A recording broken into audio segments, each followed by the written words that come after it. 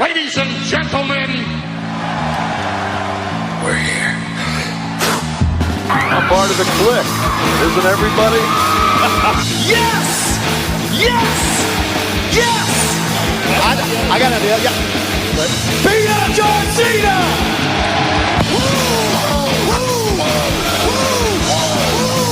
Give me a hell yeah! Oh, a little bit of the bubbly. Too sweet!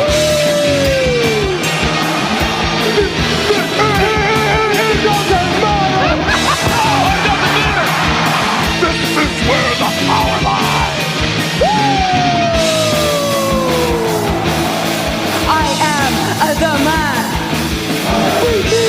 If you can survive! It's showtime, folks! The following episode is scheduled for one fall, and it is for your listening pleasure. This is In The Kliq. What's up, everybody? Baby Huey here, and joining me once again is my good brother from within the ropes. It's BrianTronic. How's it going, man? It's going great.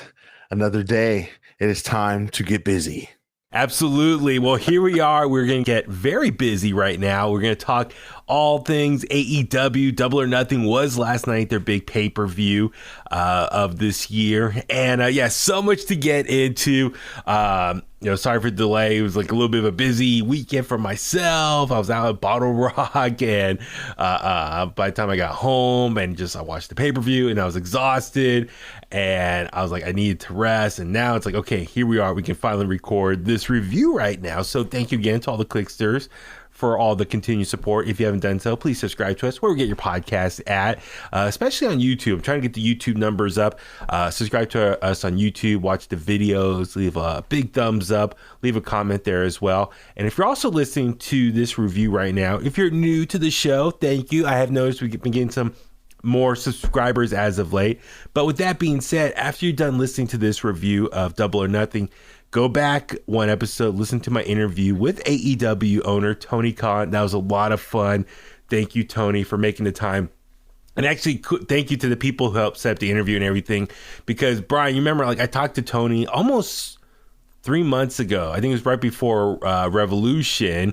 And remember, my interview got cut kind of short because he had to go to Busted Open Radio, and so my interview was super short. And so this time around, when they booked the interview with me, they say we'll give you a extra time, full 15 minutes. So I was able to get that with Tony Khan, and so it was just cool. Like, I like how Tony Khan kept calling me Hugh. What's up, Hugh? Like that's like the thing at work. Like, some of my coworkers call me Hugh, so it was just cool. Like, he was saying that with me or during the interview, so that was very cool, and a lot of good stuff there. With the interview, of course, we talked, the preview for Rampage that night, Double or Nothing, got some other questions out there. I mean, I had so many questions for him. I just didn't have enough time. I literally could have done like a half an hour or a full hour with him. But Brian, as you heard in the interview, he did say he would love to do an in-studio interview with me. So that would be fantastic. He did say AEW will be coming to the Bay Area soon, but nothing officially announced. But he will be. They will be coming to the Bay Area. So when that does happen, we will do that. Brian, I want you to meet, first off, my celebrity best friend, Chris Jericho. We'll make that happen. Yes. and then, hopefully, we could do something with Tony Khan in person or anyone with AEW. So I'm looking forward to that when that does happen. I know they're going to be, in LA this week, which... That's right. I thought about it, man, like a road trip, but it's tough because it's in the middle of the week. So for me, either I have to take multiple days off just to make that work. If it was on the weekend, it'd be a lot easier, but hopefully they come to the Bay Area soon. But I was thinking, Brian, if they come to the Bay Area, where would they go? What would be a good venue for them? I know. I'm trying to think. I know some, a lot of wrestling fans would want to say, it depends if it's a Dynamite or if it's a pay-per-view or something like that. Dynamite, maybe. I mean, it could literally go anywhere. I mean, Cow Palace, maybe? Question mark? Yeah, I think because then they do some arenas, but they also do college arenas, so it's not as big. which I give them credit for. It's just packed the house and just it looks bigger when it's a sold out venue. I mean, Cow Palace screams like a perfect spot for them because it's not like super big like the Chase Center or SAP Center in San Jose. Oakland Arena, though, it just, ever since the Warriors left, and it's not as busy. So I'm sure they would love some attention as well. The business. I mean, if I had to pick, my guess might be, either Oakland Arena or Cow Palace. I think either one of them would be great for them. So hopefully, they'll come out here soon. And we get to experience AEW in person. I'm looking forward to the day, see some AEW wrestling in person. So, but yes, like I said, check out the interview with Tony Khan. Go ahead, let me know what you think of it. If you want to email me, inthekliq@gmail.com, or better yet, subscribe and follow us on social media at In The Kliq. So, yeah, man, here we are. Double or Nothing 2022 is in the books now. So much to get into of a very wild show, a very long show. And that's been like a great debate. Like, I've noticed people complaining about the length, and I'm very much with them. Like, I thought it was way too long. But I see both sides. So, Brian, let me ask you, what are your thoughts on just the overall length of this thing? Between the hour buy-in and the show itself, I think the show ended at 9:40 our time, I want to say, roughly. And so they started at 5:00 Pacific, so that's 4 hours and 40 minutes plus the hour buy-in. So you almost had a full 5-hour day. I mean, that is literally, that's WrestleMania length right there. I mean, at least WrestleMania is now down to like 2 days, so they split up into more like 4 hours each day. But yeah, your thoughts on just the overall kind of length of it all? Yeah, I mean, normally I don't really have an issue with wrestling being very long. I've grown used to it with before WrestleMania became a 2-day event. I was fine with the 5-hour WrestleManias. I actually got me more excited because it's like, okay, it's WrestleMania. Of course, yes, you want to. Of course, everything's gonna be as long as you want it to be, right? Especially when they moved. I mean, when everyone's on pay-per-view, obviously they couldn't do it that long. But with streaming services and stuff, like, you can go as long as you want, right? Yeah. So okay, so I never really had an issue, but when you watch something that long and the matches aren't all good, which is a lot of what we've been experiencing even with WrestleMania, right? It's just like you watch a couple matches and then it's like all the ones in between are like, okay, they didn't have to do this, or this match wasn't that good, and it starts to run long. I've never, I mean, outside of WrestleMania, right, this past one that we went to, I hadn't been to one that was super long, right? Okay, I gotcha. Yeah.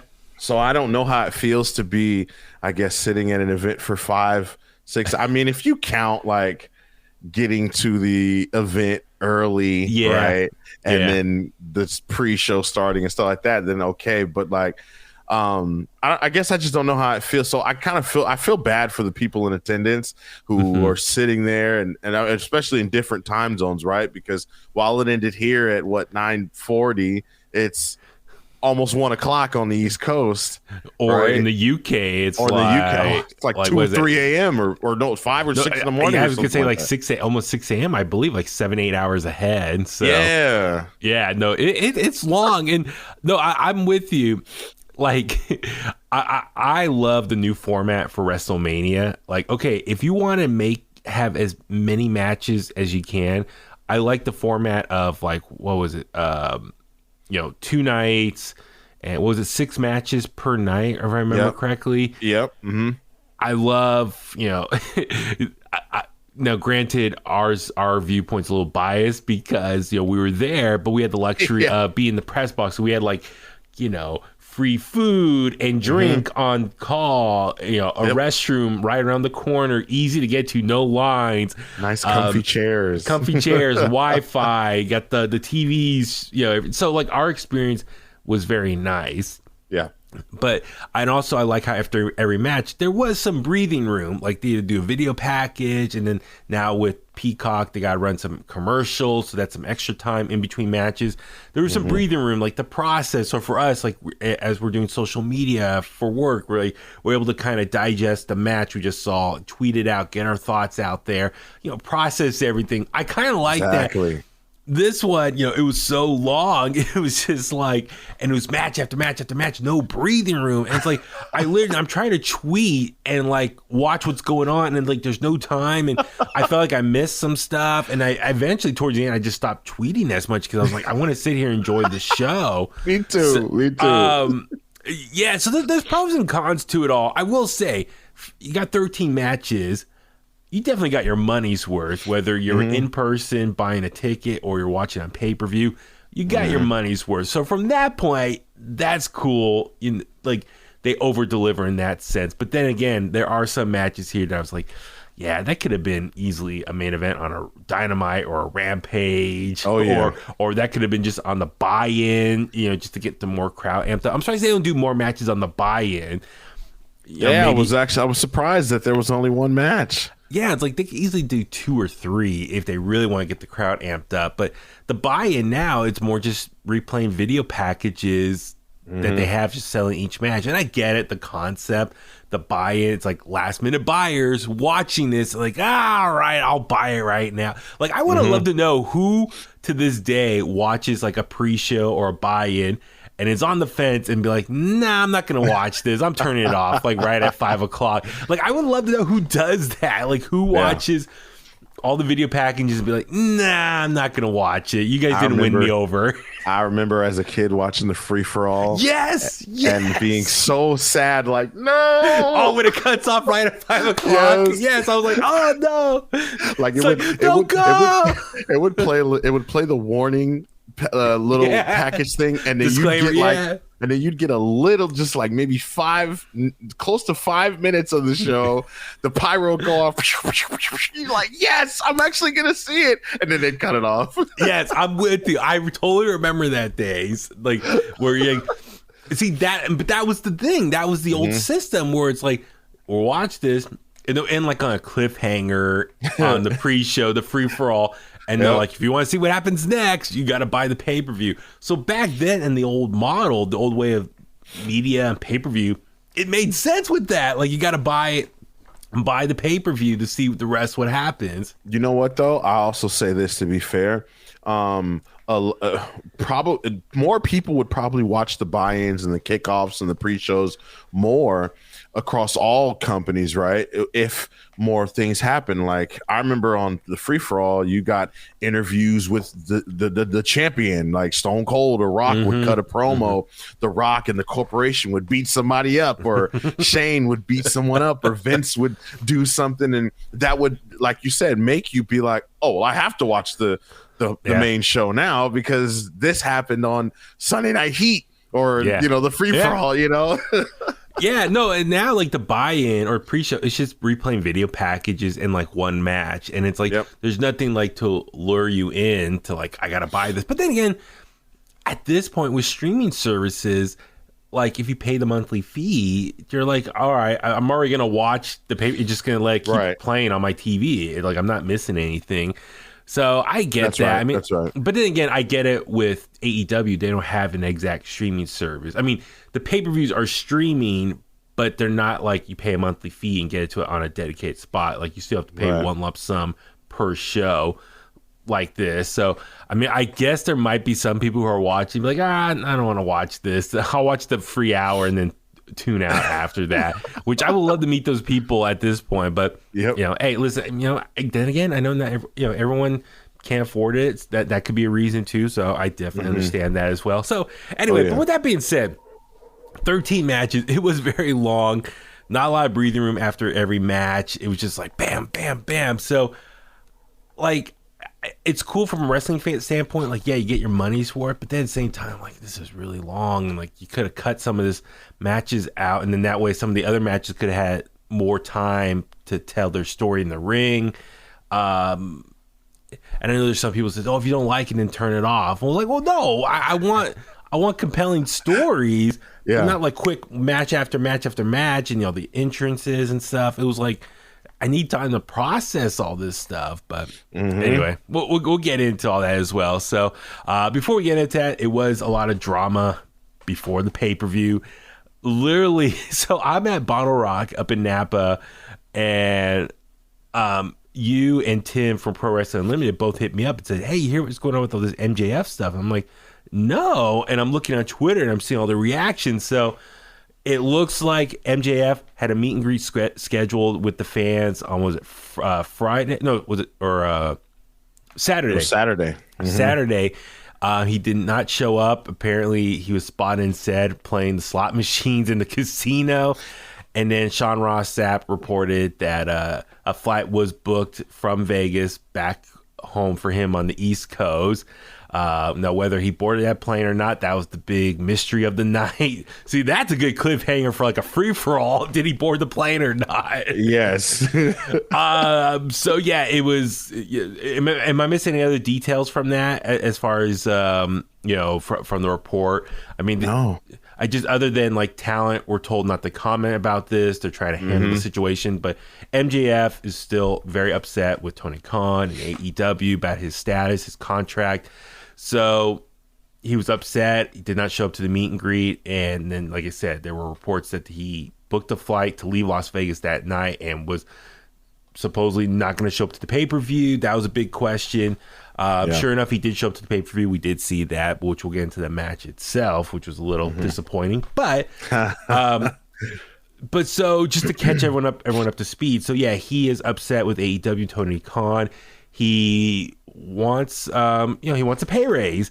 He feels like, he's been very vocal in his promos and stuff that his contract expires in 2024. I believe January 1st, 2024 is now the official date. So he has another year and a half left on his current deal, but he wants a raise. He thinks he's a main event player. Obviously he is. He's the top heel in the company. A lot of free agents have signed with the company over the last year or two, probably making a lot more money than him. And his contract was signed before AEW got big to where it is now. So I'm sure he's making a lot less compared to a lot of the other free agents signing. So, oh yeah, Brian, I'll turn it to you, man. Your thoughts on just this whole MJF drama, how it's been playing out so far? Yeah, it's crazy. You can't. Look, I understand. Wrestlers and knowing their worth and wanting to. Hey, I know what I'm worth. I know, what I bring to the brand, the company. And so I get that. But I don't, the way contracts work, and I'm not someone who knows a whole lot about that, but I don't think you can, in the middle, I don't think you can say, hey, pay me more on my current contract, especially when you're not willing to commit. I mean, it's like if you're a basketball player, right? You're LeBron James. If I'm LeBron James, I go to the Lakers and I say, you know what? I got 1 year left on my contract, but you know what? I want $10 more million. Yeah. The Lakers are going to say, oh, okay, well, so you're going to sign an extension then, right? Like, we're going to extend you then. If you want that, we're going to need to extend you for a few more years. Nah, I don't want that. I want it on my current contract, and then we can negotiate once my contract is up about more years. It just doesn't work like that. And while I know that MJF is definitely worth giving the whatever money I'm sure he's asking for, I think that you gotta be really brave to be like no, to tell a guy like that no, right? Like, because there's no commitment on the other side. And that's all what I'm sure Tony Khan is looking for, is just that commitment. And so it's strange how whatever's going on there, like MJF not wanting to commit to an extension and Tony Khan obviously not willing to budge on paying him more money in his current contract, how that just blew up this entire storyline, this run. Honestly, almost kind of the image now of MJF, because while everyone's talking about and all these debates about him being possibly the best heel, not even just in AEW, but all of pro wrestling, now he's looking like a spoiled brat. Yep.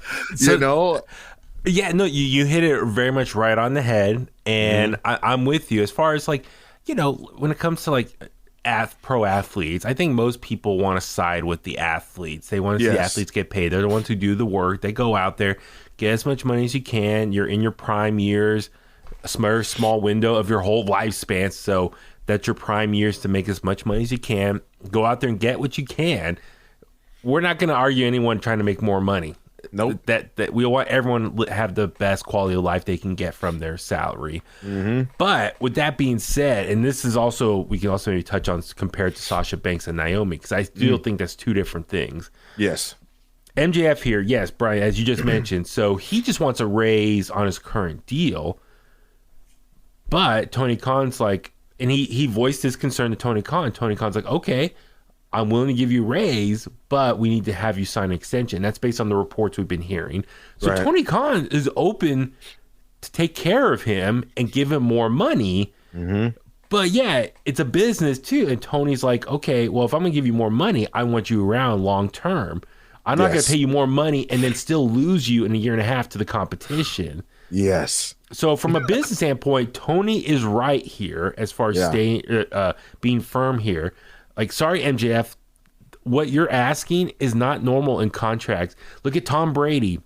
How many times on the Patriots, towards the end of his run with the Patriots, like I think the last few years, he would restructure his deal, but then it was always an extension added on. Yep. Like many times Tom Brady would restructure his deal, but it was always an extension added on. So that's something to keep in mind here. It's like, if you want more money, well, we want to keep you around longer. Well, we don't want you to go anywhere else. Well, and even to further compare it to sports, it's just like MJF. I'm sure everybody coming in, all the NXT guys and girls, and just indie talent all coming in. The CM Punks, the Keith Lees, the Adam Coles, the bigger names that are coming in, and I'm sure, like you say, you're getting paid a lot more than he is. Well, you got to look at it like if you think about sports, right? Like, MJF is technically still on his rookie contract. Yeah. Like, of course, Tony Khan's going to pay for the big name free agents that are out there and give him the big money. MJF is still on his rookie deal. And once his rookie deal is up, of course, he's going to be eligible for that max contract. Great analogy. That perfectly sums up. Yeah. When he signed that first contract, this was his first major contract, I believe, maybe outside of MLW, where with the big company, and I believe he probably signed that before they had to deal with TNT, if I remember correctly, because he was there from the beginning. And they launched January 2019. They didn't go on TNT until October 2019. Yeah. So his deal was with the company before they had the TV money there, if I remember correctly. I think so.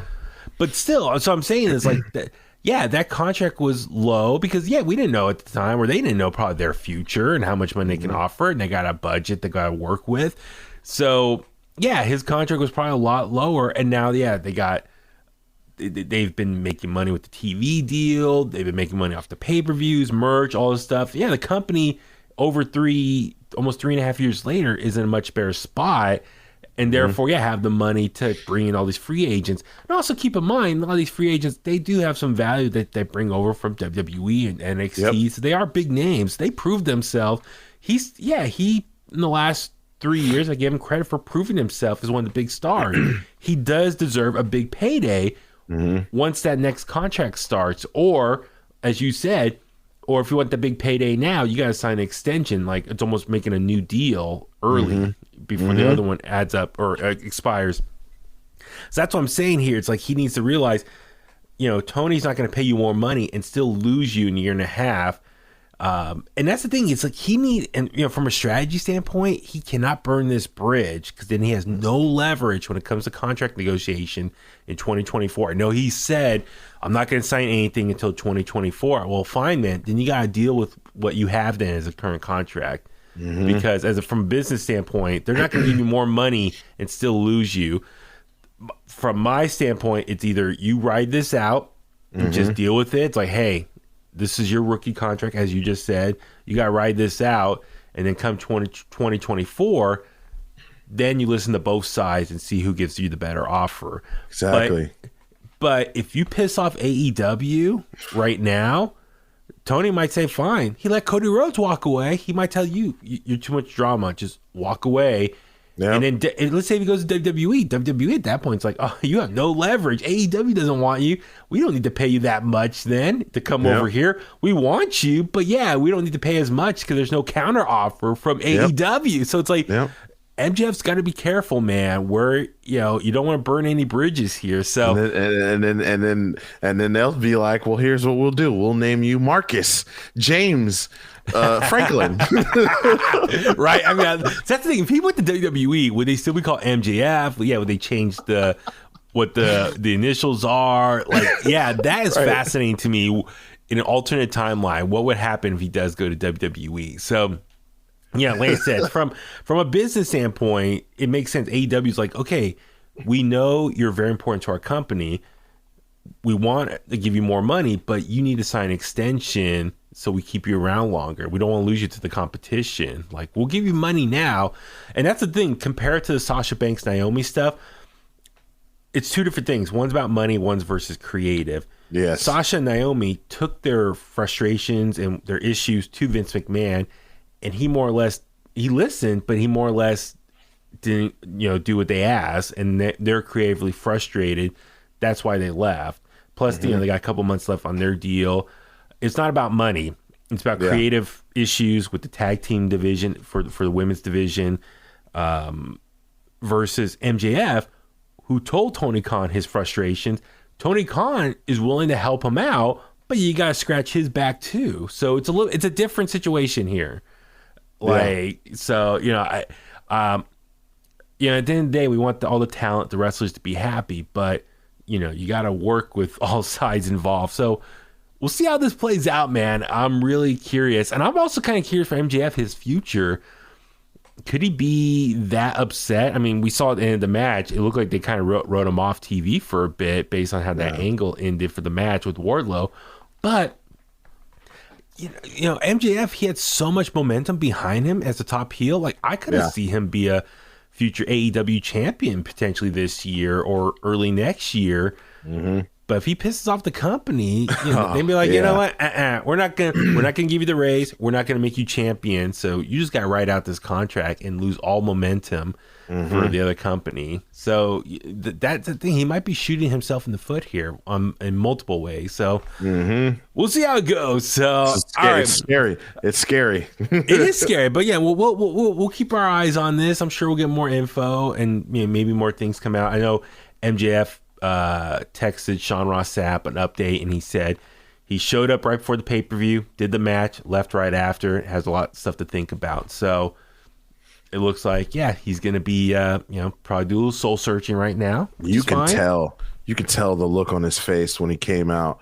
I was like, there's no way. And then the only thing that came to my mind was Bash at the Beach 2000. I was like, there's no way. There's no way he's going to come out here. And I mean, so honestly, the way that the match played out, it's probably for the better, because if you left it up to him, he probably would just lay down. Yeah. Oh my, like Jarrett to Hogan. Oh man, because he didn't look like himself. He didn't look happy. No. Right. I mean, he never really looks happy, but he always looks in character. He looks ready to go every single time. And last night he didn't look like he was. Man. Yeah, so we'll keep our eyes on this and hopefully get more info. So, all right, let's power through this. This is 13 matches. So, we're not going to go through beat by beat everything that happened here. We'll give our initial thoughts and stuff. Like, people, if you watch the pay-per-view, you know how these matches played out, or you could read a review or read the recap there. So, save ourselves some time. But, so yeah, the buy-in match had Hookhausen, which is the new favorite tag team of Hook and Danhausen, taking on Tony Nese and Mark Sterling. It was a short match, very comedic. I like how Hook, got his licks in on Mark Sterling and stuff. And then Danhausen ultimately came in and got the pinfall. So Do you see these guys as future tag team champions anytime soon? No, I don't think so. In fact, I think it's gonna last for a little bit while longer, and then it'll blow up sooner than we can even, before anybody can even get used to them, and they can build up a record big enough to even challenge for the tag titles. I'm sure it'll be blown up. I will say though, real quick about Tony Nese. Love Tony Nese still. Glad to see him. Okay. Wrestling. Seeing Tony Nese out there just makes me feel like, man, I wish AEW had a cruiserweight championship or something for more guys, preferably the smaller guys, to go out there and, showcase and, not have to just, rely on the TNT title. And, I just wish there was more. Something for them to go after. Like a goal, like not only put on great matches, have great storylines, but have like an award or some sort of prize for their work, something to build towards. I get that. I mean, that's the thing. The roster's so stacked, and before I forget, saw some more debuts here. We saw Malcolm Bivens, formerly Malcolm Bivens. We saw Ember Moon, now Athena, and also Roosh from Ring of Honor come on the show. So the roster is even more stacked. So, like, you bring in 3 people. Now, granted, one's a manager, one's for the women's division, one's for the men's division. But, yeah, like a guy like Tony Nese, it's like, how do you shine? Like, how do you rise above that? I mean, that's the biggest challenge. Like, this roster is so stacked. Like, now, granted, I'm sure probably some are going to be broken off into Ring of Honor when that does happen. I did ask. Forgot about that. I did ask Tony Khan about Ring of Honor update, and he did say, please listen to the interview for the full quote, but he did say, keep in mind, they're going to be in Vegas and LA over this next week, and he did say he plans on meeting with Discovery, Time Warner, the new merger company, parent company for them, about some stuff. And so he did say he's going to have a meeting with them this week, and part of that is going to probably try to figure out some stuff with Ring of Honor, probably like a TV deal of some sort. So, knock on wood, we get some. I told Tony, good luck to you. I hope things work out and we get some exciting news about the future of Ring of Honor. So, definitely something to look out for. But yeah, I can see something like, maybe Ring of Honor could be something where Tony Nese could like thrive. Like maybe guys on the mid to lower end of the card or the roster can go to Ring of Honor and like really shine. I forgot all about Ring of Honor. That's going to be fun when that gets started back up again. Yeah, like literally, you could probably maybe cut like the bottom third of the AEW roster, put them over to Ring of Honor, and you can have like some amazing matches there. And even I already mentioned Roosh. Now it looks like he's aligning himself with his old buddy Andrade, aka congrats the new Mr. Charlotte Flair. Right. Yes, the King City. So, but it looks like the AFO is like disbanded. So, Butcher and the Blade. Thank God. Private Party. I love Private Party. Like, I want them to be successful, not jobbers. So, hopefully, this is going to be launching something for them. So, yeah, I'm excited for all those people breaking off on their own, resetting themselves. And like I said, Ring of Honor could be a great spot for people to reset themselves, their characters, their gimmicks, all that stuff. So, so we'll get into all that more as we see it play out. All right, so the main show kicked off. Wardlow taking on MJF. We talked about all the MJF drama. Brian, as you mentioned, I'm with you. Watching him come out to the ring, his body language was off. The crowd was chanting, "You showed up, you showed up," and he was making like flying gestures. The match itself, it really was like MJF being a chicken-esque heel, running away. Wardlow finally captures him, starts power bombing him like 10 times, and ultimately gets the pin. Yeah.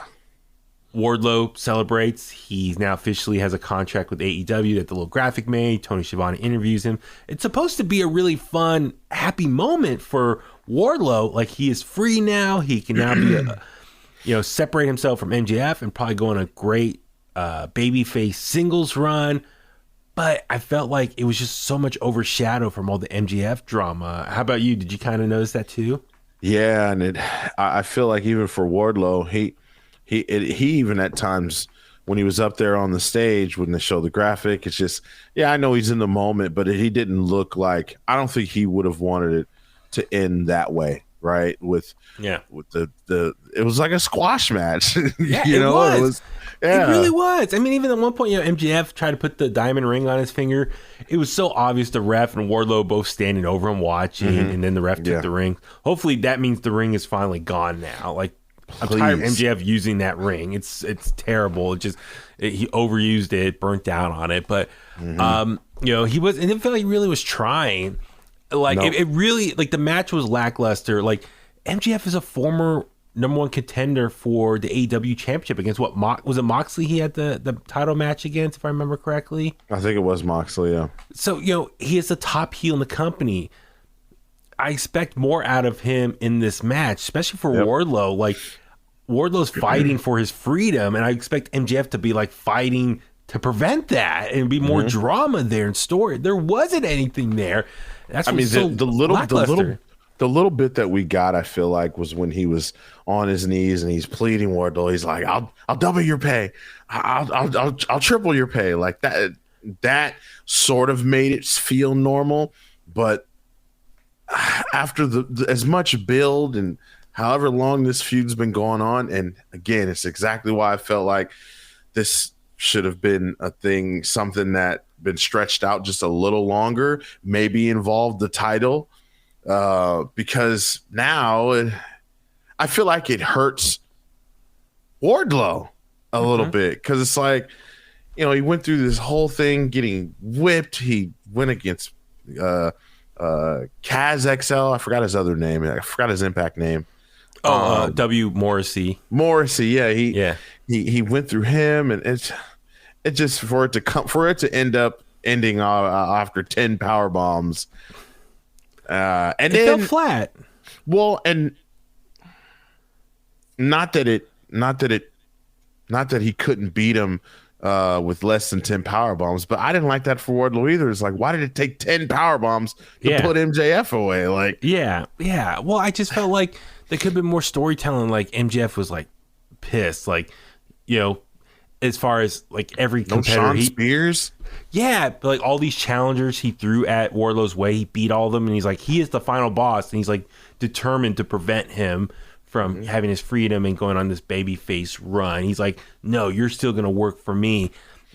Would have been like, all hands on deck, like desperation, trying to cheat as much as he could, just really like prove a point, like, Wardlow, you're not going anywhere. I'm gonna make your life a living hell. There wasn't any of that storytelling. It was just such like easy squash match. And listen, it got the job done as far as Wardlow's a free man now, able to celebrate.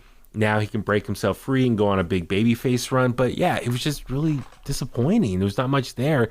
It really screamed like MJF wanted to hurry up, do the match, and get out of there. He probably showed it to Serena and said, listen, I'll do this match. I'll do the favor. That's the other thing, too, with all this drama. Like I said, a lot of fans were worried he wasn't going to show up and, like, ruin this storyline that's been building up for the last year and, like, ruin Wardlow's moment. Now, granted, he did show up and do the favor, did the job, but still, yeah, everyone was still just thinking about MJF's contract situation.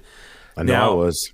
Yeah, I mean, that's what everyone was thinking about. And then, like I said, Wardlow, happy for him now, but it really screamed like, yeah, MJF wanted to do the match and just call it a night early and leave. And, his body language was off. But, I wonder if this match would have been later in the show. But they're probably like, all right, let's just get it done, out of the way, first match, and let's just move on. I mean, bummer. I can only imagine, had it been in the middle of the show or close to the end, that's all people would have been talking about is, when is the MJF match? Is he even there? Is he going to show up? Good point. Yeah, good point. It's like, yeah, they're probably like, he's here. Let's just get it done so everyone knows he's here, and it wasn't creating a distraction for the rest of the show. And also, who knows? He could have been in the arena. If they would have waited like 2 hours in, he could have left maybe at some point. So they're probably like, okay, you're here. Let's get it done and move on. So, next up, it was a dream match for a lot of fans. Well, it's happened a couple times in the past, but yeah, the Young Bucks taking on the Hardys here. Man, this match, this is a match here that doesn't need a lot of build, but which is fine because it's the Hardys, arguably one of the greatest tag teams of all time of the 2000s. The Young Bucks, arguably one of the greatest tag teams of the 2010s, very much influenced by the Hardys, very similar look and all that stuff. But yeah, this match was okay. It was fun, but the big thing was, Jeff Hardy and his performance. He just seemed off, and it just he I don't know what happened. Like his boot busted open or untied, and like it was hanging off his foot, and like that was a distraction. Like my OCD, I kept staring at his boots, like tie your boot up. Like me too. Like his pant leg was like stuck inside there, but his timing was off. Like Matt was doing a lot of work in this match, I think, while Jeff was trying to collect himself. But even still, Jeff will like seem like his mind was elsewhere. Jump on the rope and be later. Like it was just he just seemed off, and when that happens, people question like, is he okay? What's going on? Is this another TNA versus Sting situation here? I don't know. Like, but the match overall, I mean, luckily for Jeff, you got his brother Matt there. You got the Young Bucks who are on top of their game.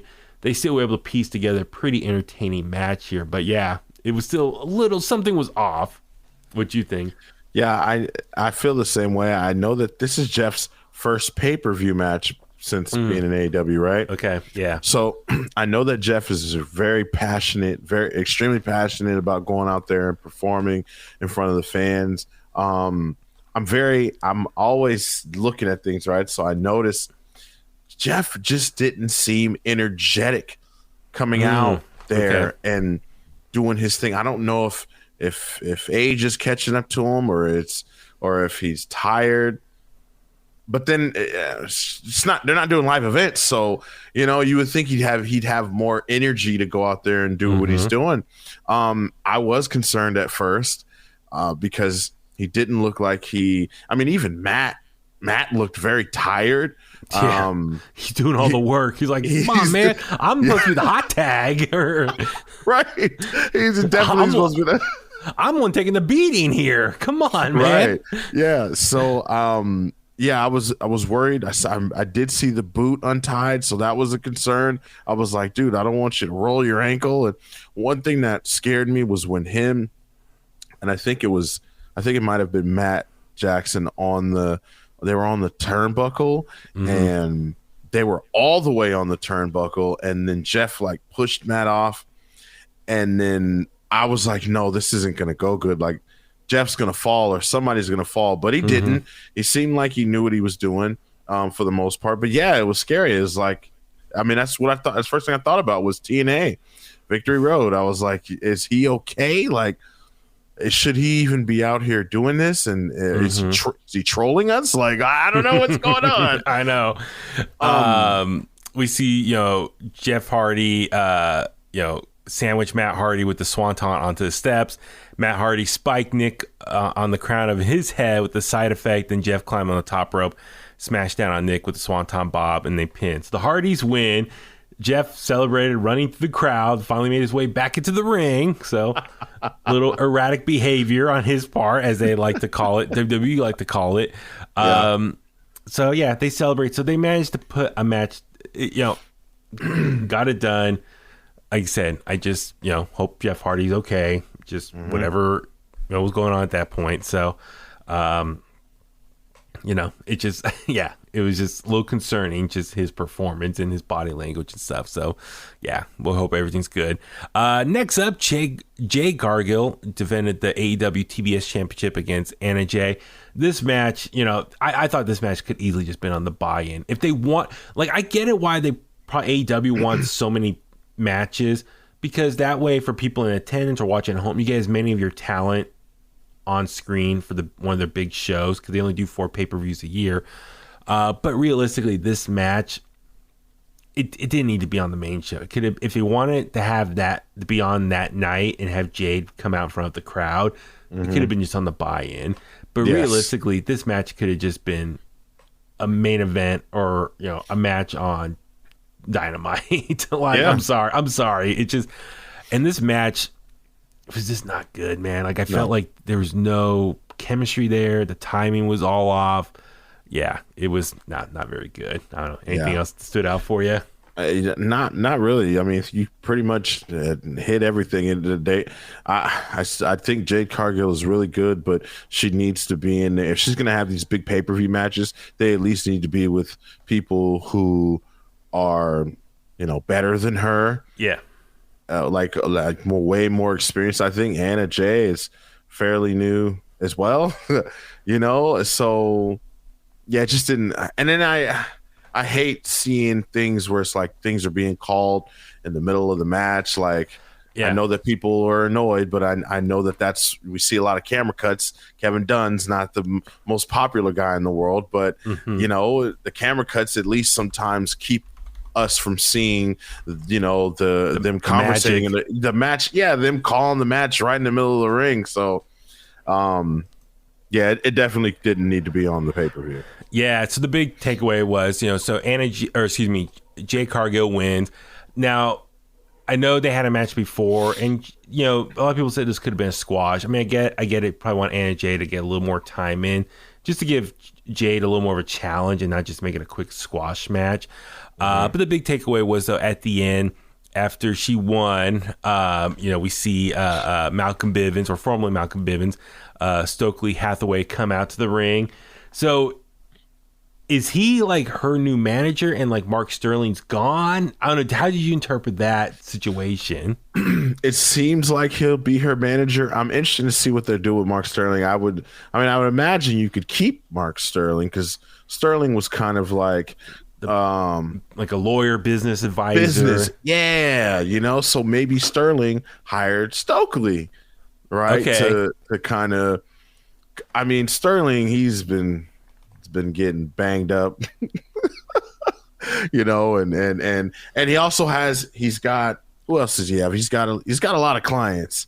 Mark Sterling, he's Tony Nese. He's MJF, I think, right? His his advisor, partners with MJF. Yeah, so see, I like Mark Sterling. I like how it's kind of like Bobby the Brain Heenan, like he had. Or Jimmy Hart. Yeah, a bunch of guys. Friend of the show, Jimmy Hart. So, yes.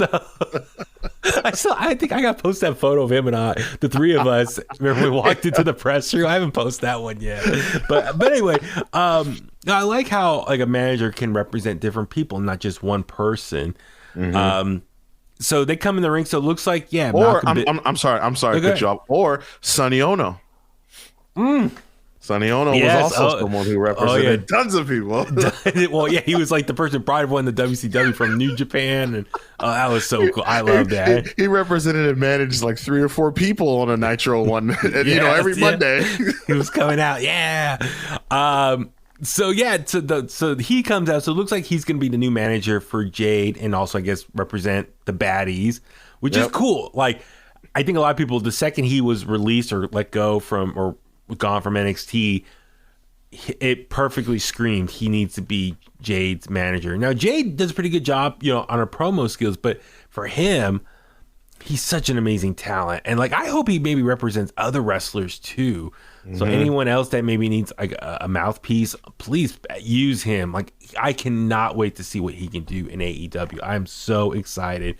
But they're staying in the ring, and then sure enough, we see a new graphic. Chris Statlander comes out. And then they, look to the ramp, and we see the graphic for the Fallen Goddess, and it's Athena, aka formerly known as Ember Moon, comes out to the ring. So the three of them, Chris Statlander and Anna Jay, all stand there, face off against the baddies. So it looks like we're gonna get a little rivalry here, 3-on-3. Let me ask you this: do you think Athena should be the one to finally beat Jade Cargill, get her first loss, and take the title off her? Yeah, I think so. That makes sense. I think it'd be a good moment. Well, and I think I think out of the the women that have come over to AEW from NXT or WWE, I think you got to start establishing some of them, and I think Ember Moon's a great start. To come in and take down Jade Cargill, who's undefeated, like that. That would mean a lot, and it would make sense. Jade Cargill's. She's good, right? But we all know that she's not that experienced. And so it would be telling, like, okay, you've been able to knock, all these people that you faced down and over, and you've accomplished becoming, the first ever TBS champion, right? But now here comes Ember Moon, who's got a great deal of experience, and she's got a lot of fire in her. So I think it'll be perfect. And I'm also excited because, Ember Moon or Athena, excuse me, she, experienced another veteran to that roster that really helps that women's roster. I mean, you can look at that women's roster now, just the names alone. It could be, they got to put the pieces all together and make everyone work. But you got some big names there. I mean, Thunder Rosa, Serena Deeb, Athena, Toni Storm, Britt Baker, Sheeta. I mean, the ones from WWE, that is a pretty good roster there. Competitive roster. So, and I like how Jade looked a little shocked seeing Athena, oh my God, I finally have a new challenger now that I haven't seen this before. Now, Jade's been booked very well. Some might even say better than the Rosa, who was actually AEW Women's Champion. So, Jade, this might be a good challenge for her. And, I worry if they let the undefeated streak go too long, that will become a distraction, like how it was for Goldberg and anyone with a long undefeated streak. Sometimes a loss is good just to kind of reset that person and kind of give them a new layer for storytelling, the drama there. So, I'm excited to see what Athena can do, and I hope, she wins something, wins that TBS title in the near future. All right, next up we saw the House of Black taking on Death Triangle. Chaotic match, man. Just spot after spot, high flying. I'm glad House of Black is dealing with this and not dealing with, who was it, Dark Order, and also what's his name, the mask guy. Oh my God, I'm totally blanking. Sammy Guevara's friend. Oh my God, we're both forgetting. Oh my God! The Fuego del Sol. Yeah, House of Black need to be in a better program and better competition. And so this match was a lot of fun, but ultimately at the end of the day, or in the match, we saw I'm sorry. Oh my God, what's her name? Julia Hart. Julia Hart come out, spray this purple mist liquid into on the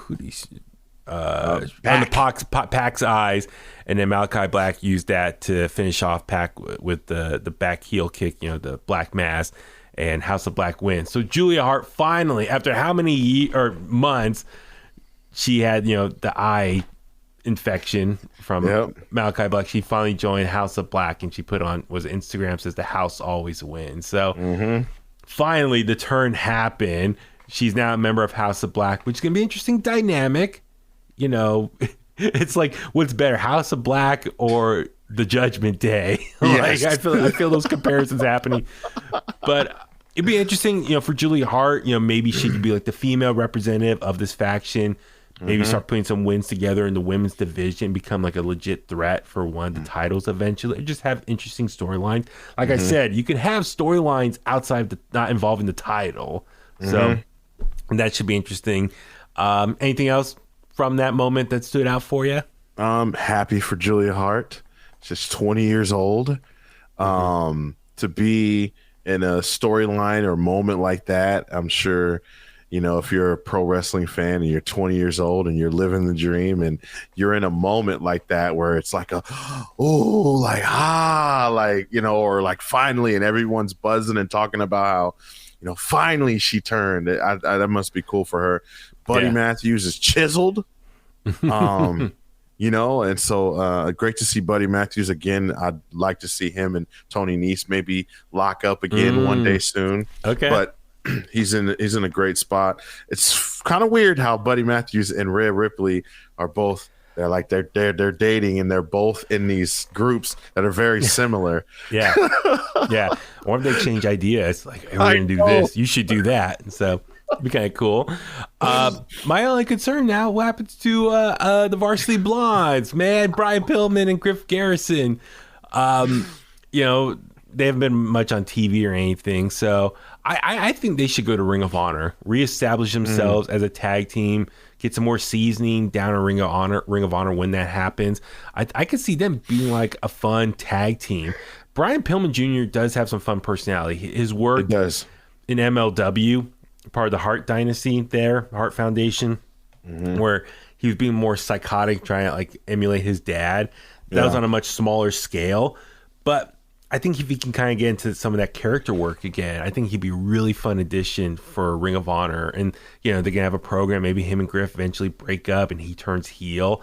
I think, and that maybe could be what Ring of Honor is for, is like I said, giving some seasoning and opportunity for some guys and gals to really shine. So, I hope nothing but the best for Varsity Blondes. I hope they don't lose.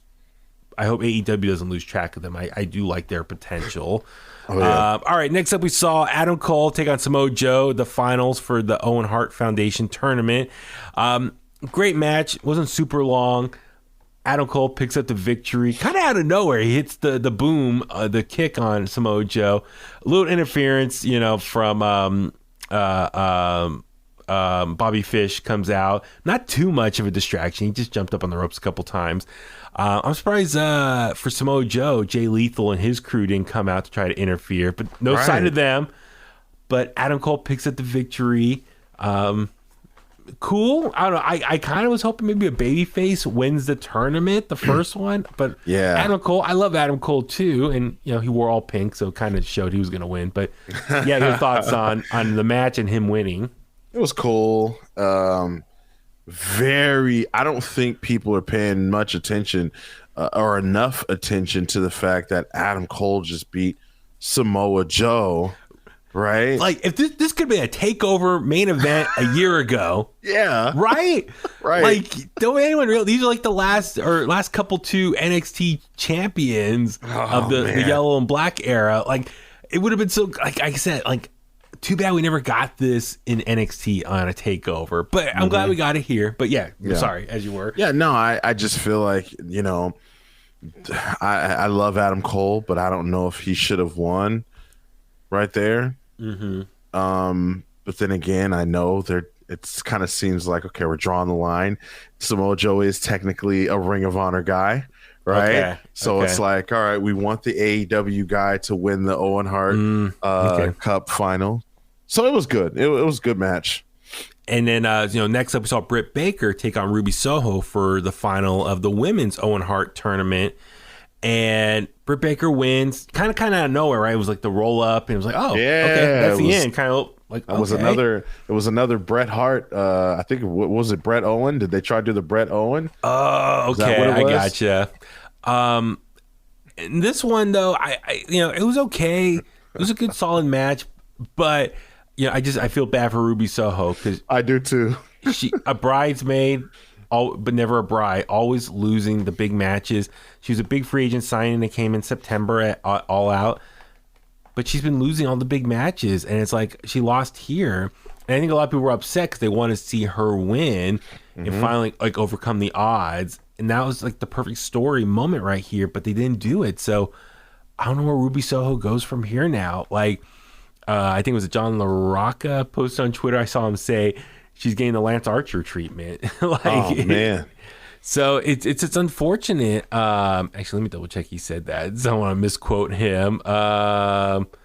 Let's see. Yeah, Ruby Soho, Lance Archer, booking style. But anyway, yeah, I'm with you. I feel bad for Ruby Soho. Now, granted, I get it. Adam Cole, Britt Baker are like the power couple. They are real life boyfriend, girlfriend. They both wore pink. On paper, it makes sense for them to win the power couple. They get the photos together, all the press and stuff. But I was kind of hoping like the baby faces will win this tournament. Samoa Joe and Ruby Soho. Yeah. Not the case. But the ceremony afterwards, giving both of them like titles or like commemorative titles, which apparently they're supposed to be a play on or a replica of this old Stampede titles. Bret Hart's dad's old promotion, or Owen Hart's dad as well, promotion. Actually, let me look it up. Stampede Wrestling. Stampede Wrestling. Yeah, it was Stu Hart. Let me look at the title here. Yeah, okay. Kind of looks like him. Yeah, okay, I can see it here. I'm looking on Google. So yeah, so the old Stampede Wrestling title championship That's what it looked like. The Owen Hart titles that Adam Cole and Britt Baker got. That's what it looks like. And it's cool. They got the cup as well. Probably engraved their names. And that was a great ceremony with Owen's wife, Martha. It was a really cool moment. I enjoyed that part. Yeah. And it's cool. They both wore pink in their ring gear. So kind of symbolizes that they were going to win. But by the way, shout out. Rich Ward, guitars for Fozzy, played Britt Baker out. And it was awesome seeing Rancid come out and play Ruby Soho's entrance, did Ruby Soho live. They probably, in my opinion, hold the best live performance in all of AEW. Rancid? Yeah, that was great. Yeah. So I guess, can I say this now? So I was hanging out, with Lars at the West Coast Pro Wrestling show a couple weeks ago, and he kind of hinted to me he was going to do something in Vegas. But he's just like, that's all. I said, hey, what's next for you? And he said, well, I'm going to be in Vegas, maybe doing something with AEW, but that's all I'm going to say. I was like, okay. And I kind of knew in my head, okay, he's going to play out Ruby Soho. And sure enough, we got Rancid there. So thank you, Lars, for giving me a little tidbit. And hopefully I kept my mouth shut. I did not say anything. I kept it a secret. So yeah, Lars, you can always tell me whatever you want. Anything. So it was cool. It was very cool seeing Rancid. Rancid's one of my all-time favorite bands. And so that was very cool to see them play out. They're big wrestling fans. All right, next up we saw a 6-person mixed tag team match. You saw America Top Team take on Frankie Kazarian, Sammy Guevara, and Tay Conti. If American Top Team wins, then Sammy Guevara and Frankie Kazarian cannot challenge for the TNT Championship as long as Scorpio Sky is champion. So before we get into that, was on Rampage, Scorpio Sky got a new title after Sammy Guevara and Frankie Kazarian destroyed the last one. What do you think of the new title, man? LA Lakers inspired colors, right, Brian? I when I saw that, I was like, oh, you probably wish you had that title. Yeah, it looks really, really nice. And I'm like, I gotta somehow get my hands on a purple and gold TNT championship. I have to. It was very cool that his titles, and you kind of noticed that's like a theme a little bit, like TNT champions get a little customized version for themselves. So like Miro had his own version. I'm trying to think who else. Sammy Guevara had didn't he get the black strap one? He did get Cody. The black strap. Cody had the red strap. And then he got put the gold plates on it. So I like how they've been mixing that up a little bit, kind of represent the person, the individual champion. That's really cool. This match itself, this easily could have been a main event on a Dynamite or a Rampage. I'm sorry. It did not need to be on the show. The match itself was just odd because Frankie Kazarian's only babyface in this match. He hated Sammy and Tay because every time they would get in the ring, they would be a distraction, start making out, and he's like, we're trying to win the match here. American Top Team, say what you want to say about them, but they're a very polarizing faction on their own. I did not care about this match. It could have been on Dynamite and just end it. American Top Team won. Paige Van Sant looked okay. She still needs work in the ring, but I hope now, moving forward, Scorpio Sky can just get some fresh competition for that TNT title. That TNT championship needs a reset as far as storylines go. It's been a mess with him and Sammy Guevara and Frankie Kazarian. It's just been all over the place. I hope he gets in some new direction. It looks like we will. It looks like Dante Martin's going to challenge him at Dynamite this week. He's his first new challenger. But I don't know. Anything else from this match for you? Paige Van Sant indeed needs more training. Yes. And I think I don't think we're the only ones. I think everyone else involved, including Sammy and Ty Conti, are very happy that this feud is over with. Well, that's the thing. I think was it you that said Sammy and Tay can be this generation's Edge and Lita. I think that's what you said a long time ago. So it's let them be heels. Let them be the heels that everyone wants to hate.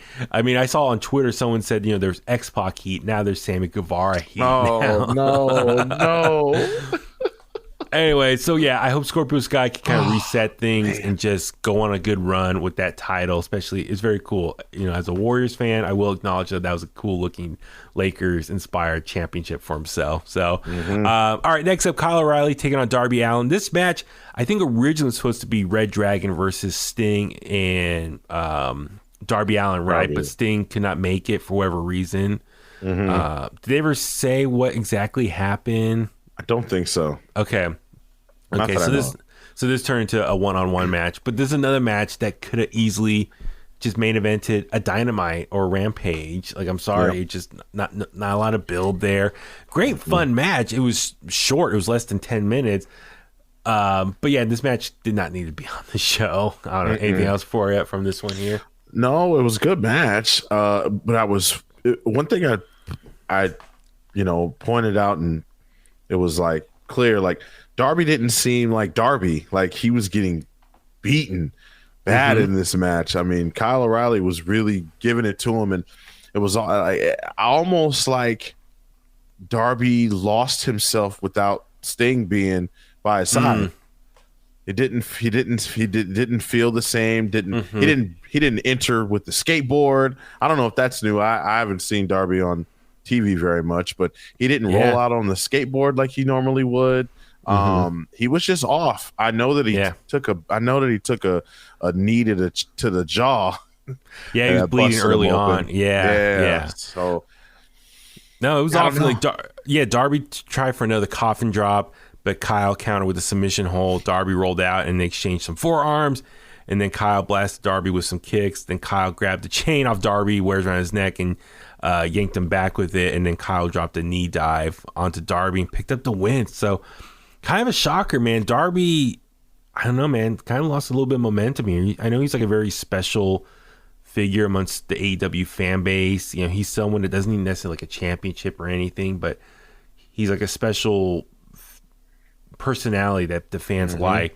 So, but the fact he lost here, I was really surprised. So, Kyle O'Reilly wins. So I'm guessing the Undisputed Elite, kind of reinforces them, that he's a winner, and maybe some big things lined up for them lined up instead. So I don't know, man. Darby, he hasn't been on TV as much, but he's been losing. He lost to Jeff Hardy, right? So he's a little bit of a losing streak. So I don't know, man. See what's next for him. Next up, probably one of my favorite matches of the night was Thunder Rosa versus Serena D for the AEW Women's World Championship. First half was a great technical match here, and overall, I really enjoyed this match. How about you? Yeah, it was good. I appreciate them for. You could tell, especially on Thunder Rosa's side. I know that she's gotten a lot of criticism and a lot of, not necessarily hate, but the way she's been booked. A lot of people haven't been too happy with the way she's been booked.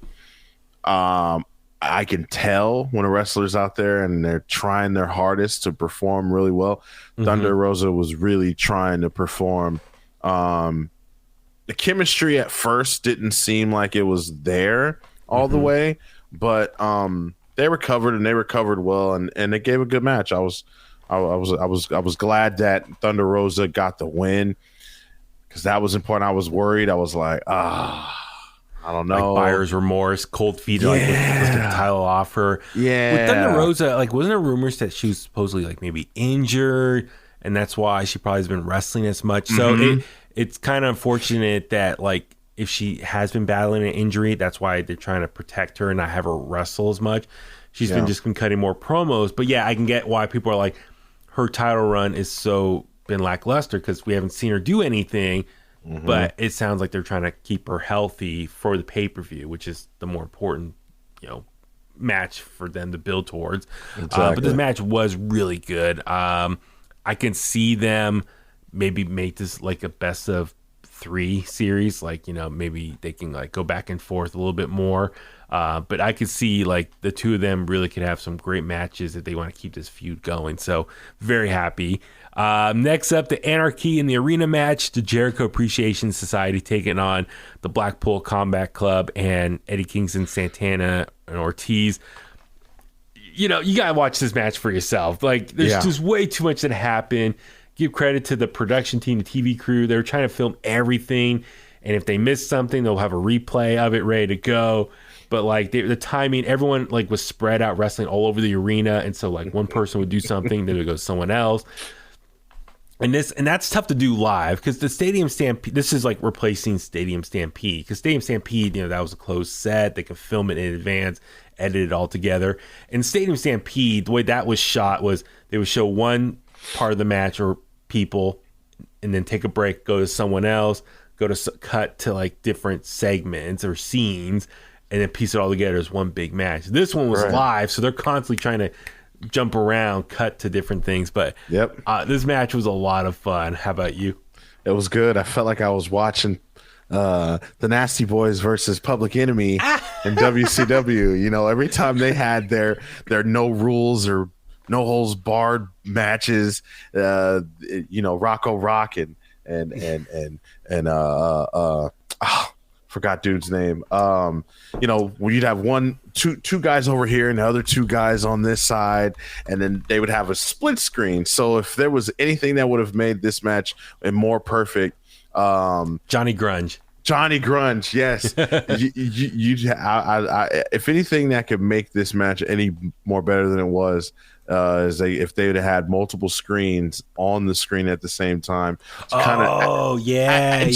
at certain parts where you can kind of let us in on all the action at once, just to kind of see what was going on, so they didn't have to like go switch back and risk missing one thing.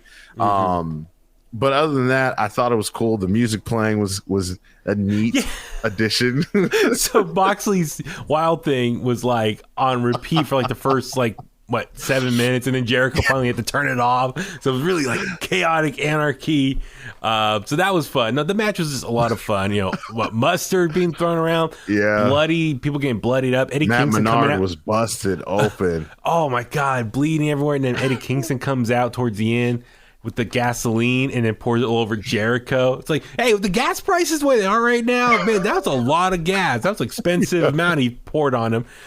And then something got on Daniel Bryan, and then I saw Daniel Bryan saw that Eddie Kingston had the lighter, and he said no, and he kicked it out of his hand, and they started fighting each other. And they're supposed to be on the same team, but I know they got some history and stuff. But this match was wildly fun, and then Moxley taking the top turnbuckle rope down and like using it as a weapon. And goodness, it was all over the place. Like it was a lot of fun, and I will say, like, the thing, I know it's a long show with AEW, this pay-per-view, but it was a buffet. It was a variety of matches for everyone's, needs or what they like in wrestling. So you got a lot of that stuff, comedy, hardcore stuff, lucha libre, high-flying stuff. So it was definitely fun here, but I was really shocked by the finish, though, where, Jericho applied the leg lock to Danielson while Hager choked out Bryan Danielson with the ring rope, and then ref Aubrey Edwards stopped the match as Danielson was unconscious. So yeah, Jericho Appreciation Society picks up the win. I was so shocked by that. Yeah. Even Jericho's demeanor after the match, he just looked so. He's like smiling, and after that win, he looked upset still. Like he looked determined, mad, like he. So I don't know. I mean, I guess it's good because it shows that, hey, they're the actual faction, so they should win this. Yes. And I guess because Jericho technically lost. Let's see, he lost the first Stadium Stampede with the Inner Circle. Inner Circle lost the first Blood and Guts to the Pinnacle. So it's good. Jericho finally wins like a big multi-man tag match on a pay-per-view. But if you also listen to my interview with Tony Khan, he does want to bring back Blood and Guts too. And I did put it in his head.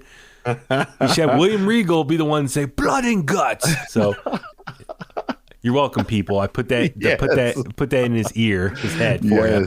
But no, it was a lot of fun. So yeah, where they go from here is going to be interesting with Jericho Appreciation Society and Blackpool Combat Club, like all that stuff. So. It was a very fun match. I'm sure everyone in-house loved it. All right, got two more. We'll power through this real quick. Three-way tag team match for the AEW World Tag Team Championship. Jurassic Express versus Keith Lee, Swerve Strickland, and Team Taz, which is Powerhouse Hobbs and Ricky Starks.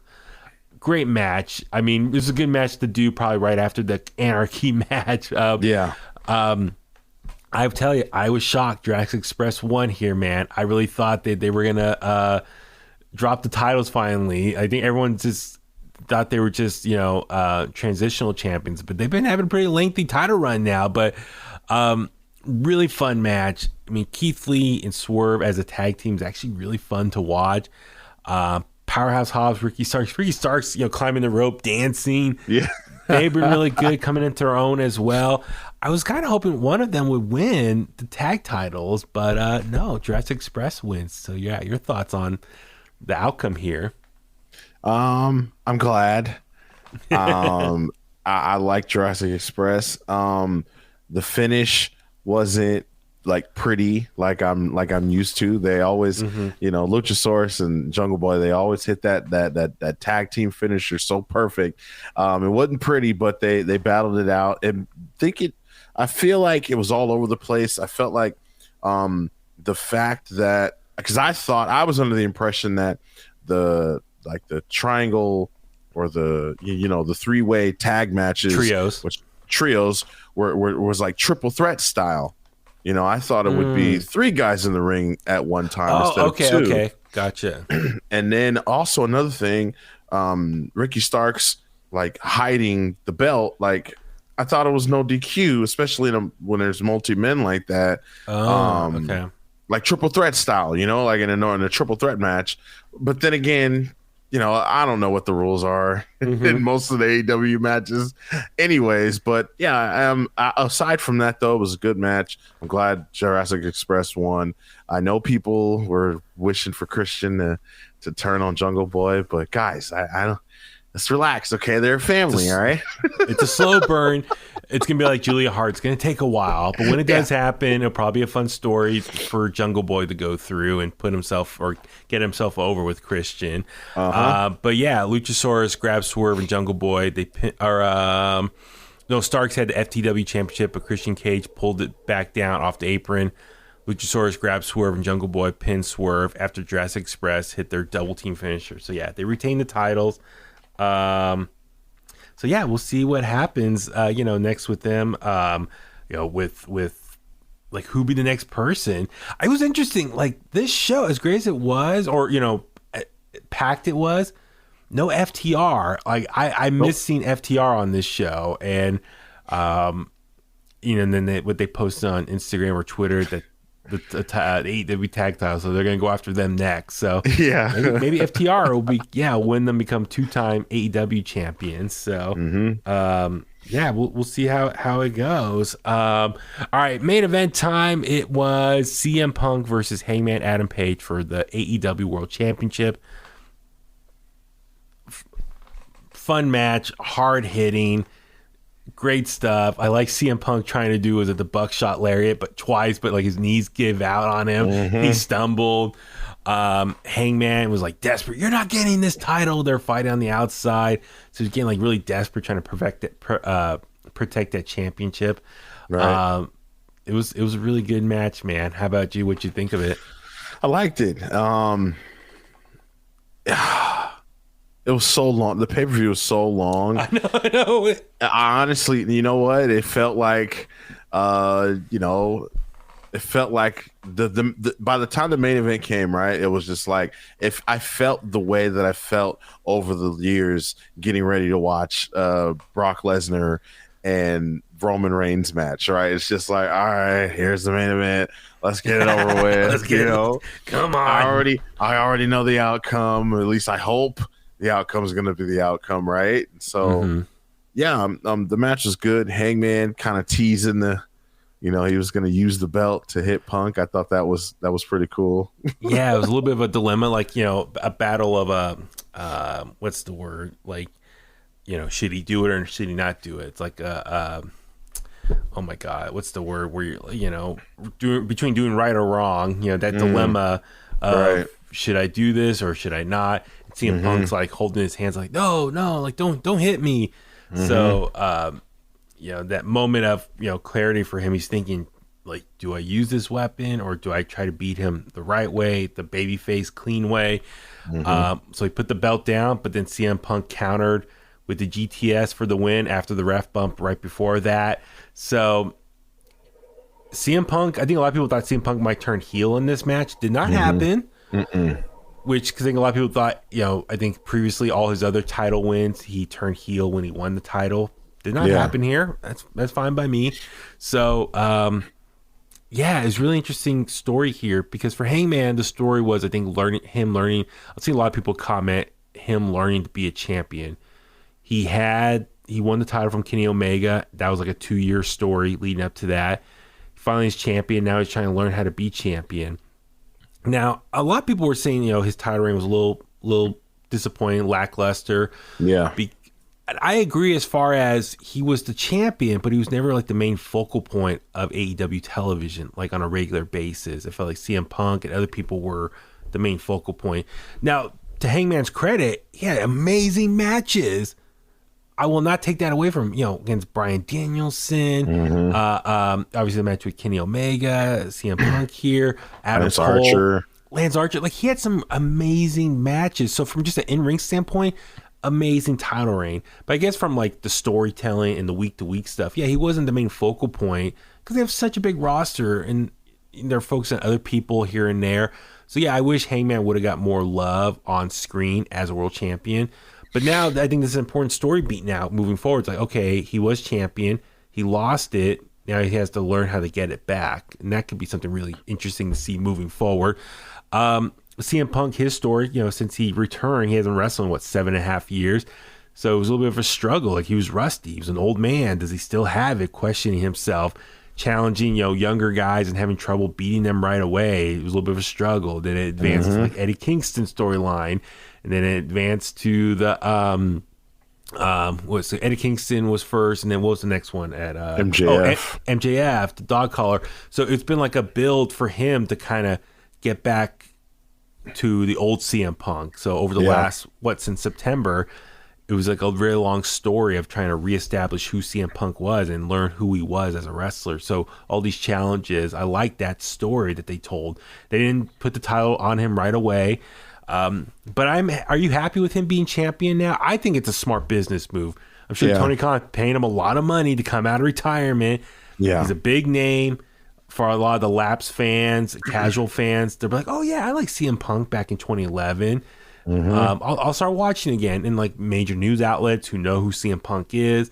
It's a smart move, I think, business wise for AEW and the recognition. A lot of people are going to talk about it, and I'm happy for CM Punk. But your thoughts on him being champion? Yeah, him being champion is good. I've always been a Punk fan, so it's kind of neat, to see him back as champion. But another thing too is that I think he's got the full package.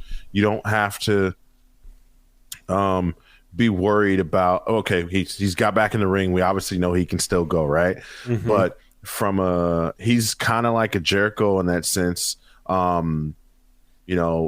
He's got the full package. He can go out there and he can open the show. He can close the show. He can be in the middle of the show. He can give you great backstage segments. You can kind of put anybody with him and they'll work and they'll work well.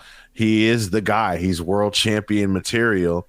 And to be honest, I know this is probably going to be the popular thing to say, but looking at what has happened now, they gave an AEW guy the championship and said, here you go, you're our champion.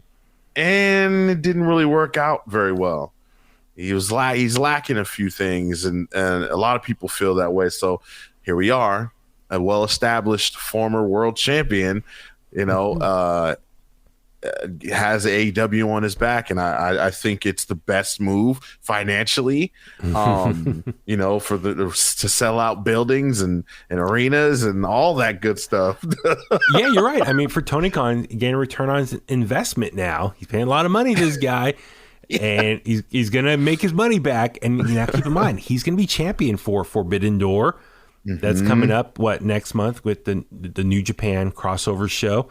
And also, he'll probably be champion for All Out, which I imagine is going to be in Chicago in September. So you got 2 big pay-per-views coming up. You got CM Punk as champion. That's a much probably better guarantee of selling out all that stuff and better pay-per-view buys and press, all that stuff. So I totally get it from a business standpoint. And so, I think we're gonna get another version of CM Punk as champion. He's gonna now. We're like it's like stage, like we've gotten to, okay, he's champ now. We're gonna unlock this new mode of CM Punk in AEW, the AEW version of champion CM Punk. I know a lot of people were comparing, to all the championships he had won and times where he turned heel and WWE and all that stuff. Well, this time, he's an AEW, and he's got a lot of a responsibility, right? Like when he was champion in WWE, he didn't have as much responsibility like that, like he does now, holding an entire company, I think he has to now make people look good as champion. Whoever his next challengers are, he's got to make them look like $1 million. He's got to make them look like true challengers, right? We'll see if CM Punk is capable of that. Yeah, so I'm looking forward to CM Punk's title reign. It's another Summer of Punk, as they would say. Summer of Punk 3, right? Would this be the third one? Is it the third? Oh, well, technically, yeah, I think technically. So 2011 and then 2013, right? Was it when he's a champion then? The long title reign? Is that it there? I think. Yes, I think so. He left 2014, so 2013 that summer, I think. So I think I'm right. Please, Kliqsters, let me know if I'm wrong. Is it Summer of Punk 2 or 3? I think it might be 2. Kliqsters, let us know. Yeah, let us know, please. So, no, overall, like you said, fun show, a variety of style of matches. You got your money's worth with the length and the number of matches total. I don't think it's their best pay-per-view. I thought the build to the pay-per-view was could have been better the last few weeks, but hey, we got it done. It's in the books now. Looking forward to summertime. We didn't talk about Dynamite this week, but we saw Jeff Cobb and the Great O'Khan come in. So looks like we're going to start building up to Forbidden Door pay-per-view in the coming weeks as well. So a lot of stuff to look forward to with AEW, and we're excited to talk about it. So on that note, let's start wrapping things up. Brian, where can the Kliqsters find you online? Kliqsters, you guys can find me at BrianTronic and at Within the Ropes on Twitter and Instagram.